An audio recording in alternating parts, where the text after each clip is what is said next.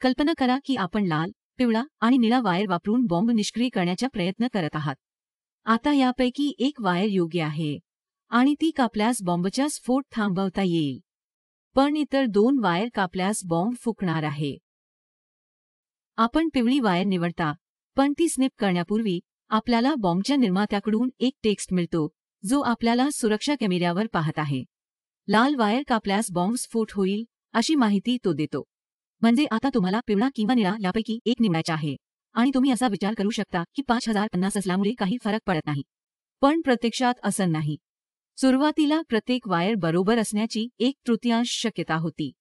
जेव्हा तुम्ही पिवळा निवडला, तेव्हा इतर 2 तारांची एकत्रित संधी 2/3 होती.